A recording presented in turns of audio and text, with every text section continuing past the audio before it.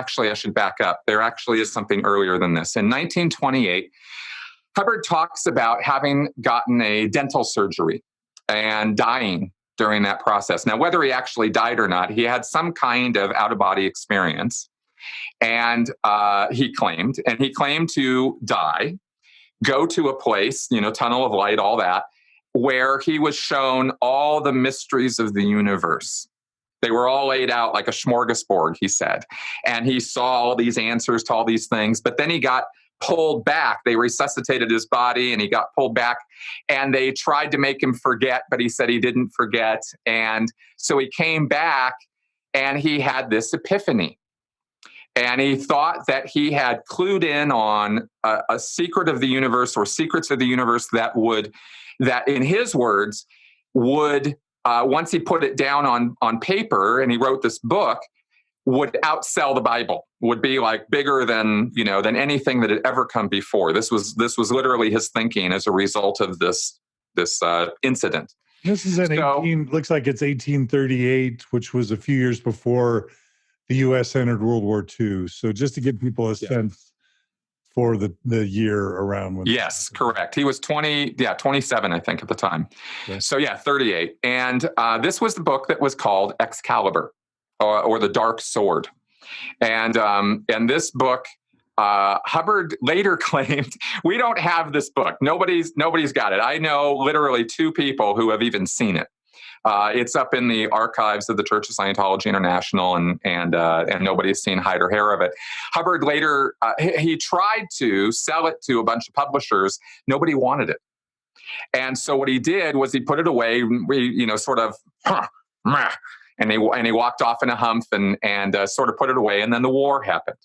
And he referred later to this book, Excalibur, and said most of the contents of it have been sort of released in the materials of Dianetics and Scientology, but it was about mankind as a species and how we interact with other people and our secret sort of desires and stuff. And really what I think was, it was a big book of Hubbard's projection of his personality onto everybody. But like I said, I haven't read it, so I can't say for sure. But this book was a turning point in L. Ron Hubbard's life, and that's why I'm talking about it. He truly believed, there is no doubt in my mind, that he had hit on something very, very important philosophically. And he thought that he was going to be able to help a whole lot of people with this information. He later described it, and this is kind of interesting, maybe this will give you some insight into the way he thought about things. He later described it as a book where he said the reaction you would have to reading this book was going up the pole. And he described it as if you were a 2-dimensional earthworm or something, and you were on a 2-dimensional plane, and you were going along, and that's all you could be aware of was 2 dimensions, and suddenly you ran into a 3-dimensional pole. You'd bump into it and you'd have you wouldn't be able to tell what this thing was because you wouldn't have any concept of it. But if you could somehow get a concept of it and go up the pole, you would go from a 2-dimensional existence to a 3-dimensional existence. And that obviously would be a life-changing event. And that's what he described people would have the experience of when they would read this book. Except, of course, for the publishers who passed on it, right? They didn't have that. So, never talked about them, right? He only talked about these other people, right? So anyway, I really feel very strongly that he felt that was a very pivotal moment in his life. But not getting the reception that he wanted, he kind of said, well, fine, you can't have it then. And he locked it away and didn't really talk about it too much anymore. He said later on also that the Russians heard about this and that they stole a copy of it from him. But that's pretty much just, nonsense.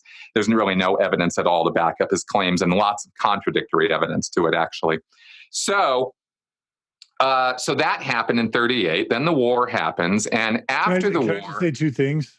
Yes. I always try and pull parallels back to Mormonism and other religious traditions, and a couple parallels I'm seeing with Joseph Smith. And I don't know if L. Ron Hubbard kind of grew up in poverty or not, but, religions often start with someone writing a book. And oftentimes religious start with some claim to an epiphany, some type of transcendent experience, which no one will ever really know. No one will ever, it's impossible for anyone to know whether or not the experience really happened. But there's often a high probability that the person who claimed to have that experience maybe really thought they did have some sort of experience. Now, how accurate they were about describing it and how much they committed fraud or other things later is a separate thing. But it's sounding like you're saying that L. Ron Hubbard not only, claimed to have some sort of transcendent experience, but that he really believed he did, and that his core motive was kind of to help humanity. Is that all fair to say? I would say that all of those things are true, but there are many, many, many other factors that also enter into the picture, which we will develop. That's what makes it so fun. Yeah. That's right. Exactly. Okay. And by the way, Hubbard, by the way, did not grow up in poverty. He had a comfortable existence. It was Midwest. It was out, in the frontier and stuff. And he did a lot of traveling, like I said, but he didn't really suffer for anything or need for or want for anything as a child growing up. And he came from a big family, very supportive. It wasn't just his mother and father. His aunts were around. His grandfather was around. There were, it was a tight family. So, which of course was the exact opposite of what Hubbard did later, but that was how he grew up. He didn't really have an abnormal or strange childhood that we can tell from the records and documents and testimonials. So